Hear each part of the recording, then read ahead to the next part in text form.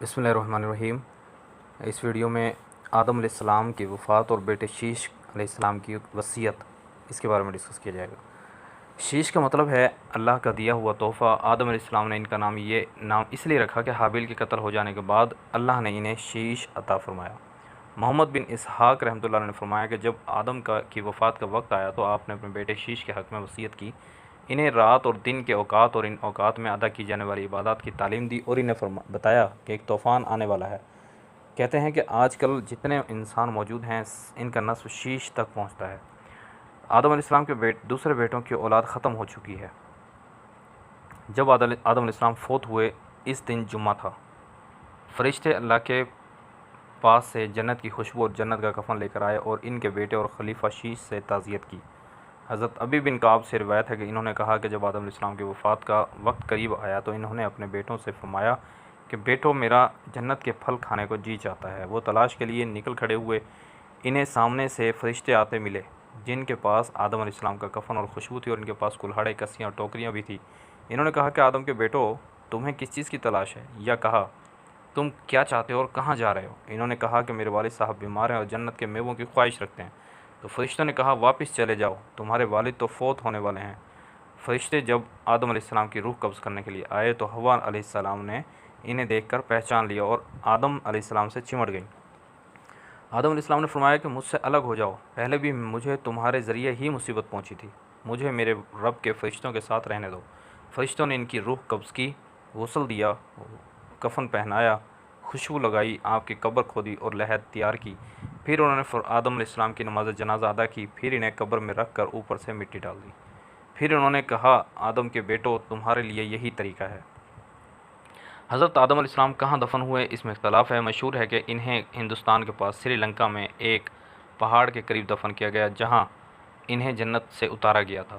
ایک قول یہ ہے کہ مکہ مکرمہ میں جبل ابی قبیس پر دفن کیا گیا۔ یہ بھی کہتے ہیں کہ حضرت نوح علیہ السلام نے طوفان کے موقع پر ان کی اور حضرت حوا کی میتوں کو ایک تابوت میں ڈال کر کشتی میں رکھ لیا تھا، پھر طوفان ختم ہونے کے بعد انہیں بیت المقدس میں دفن کر دیا تھا۔ آپ کی عمر کے بارے میں بھی اختلاف ہے۔ حضرت ابن عباس اور حضرت ابو ہریرہ کی روایت سے مرفوع حدیث ہے کہ لوح محفوظ میں ان کی عمر 1000 سال لکھی ہوئی تھی۔ اس کے مقابلے میں تورات کے اس بیان کو اختیار نہیں کیا جا سکتا کہ وہ 930 سال زندہ رہے۔ اہل کتاب کا یہ بیان ناقابل قبول ہے کیونکہ یہ اس صحیح بیان کے خلاف ہے جو معصوم نبی صلی اللہ علیہ وسلم سے ہم تک قابل اعتماد طریقے سے پہنچا۔ ویسے ان کے قول اور حدیث میں مطابقت بھی پیدا کی جا سکتی ہے۔ تورات کا بیان اگر غلطی اور تبدیلی سے محفوظ رہ گیا ہے تو اس کا مطلب یہ ہوگا کہ آدم علیہ السلام جنت سے زمین پر آنے کے بعد 930 سال شمسی سال زندہ رہے۔ قمری حساب سے یہ مدت 957 سال بنتی ہے۔ اس میں 45 سال کی وہ مدت شامل کر لی جائے جو انہوں نے زمین پر آنے سے پہلے جنت میں گزار دی تھی اور کل مدت 60,000 سال ہو جائے گی۔ حضرت آدم علیہ السلام کی وفات کے بعد ان کے بیٹے شیش علیہ السلام نے ان کے کام رشد و ہدایت تبلیغ کی ذمہ داری اٹھائی۔ جب ان کی وفات کا وقت قریب آیا تو انہوں نے اپنے بیٹے انوش کے حق میں وصیت کی، چنانچہ انہوں نے یہ ذمہ داری اٹھائی۔ ان کے بعد اس کے بیٹے کنین، پھر ان کے بیٹے مہلابل نے یہ منصب سنبھالا۔ اس کے بارے میں اہل فارس کا کہنا ہے کہ وہ ہفت اقلیم کے بادشاہ تھے۔ سب سے پہلے انہوں نے درخت کاٹے، شہر بسائے اور بڑے بڑے قلعے تعمیر کیے۔ وہ کہتے ہیں کہ حابل اور سوس یعنی ایران کے شہر انہوں نے تعمیر کیے۔ انہوں نے ابلیس کے لشکروں کو شکست دے کر زمین کے دور دراز علاقوں اور پہاڑوں کی گھاٹیوں میں منتشر کر دیا۔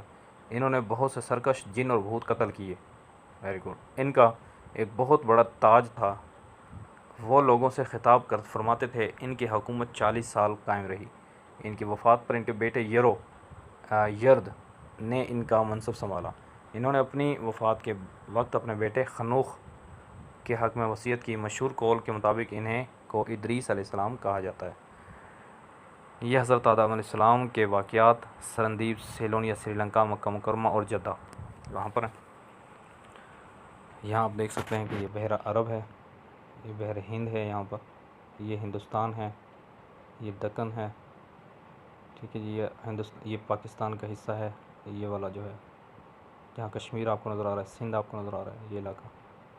اس کے بعد یہ وسط ایشیا کا ہی علاقہ ہے، ٹھیک ہے، ترکستان آپ کو، آذربائیجان، عراق، یہ سارے علاقے، یہ یہاں یورپ ہے۔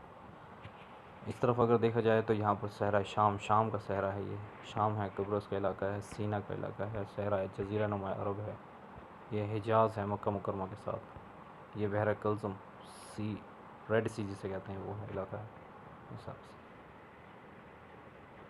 نیکسٹ ویڈیو میں انشاءاللہ آگے حضرت ادریس علیہ السلام ان کے بارے میں ڈسکس کیا جائے گا۔ تھینک یو سو مچ، اللہ حافظ۔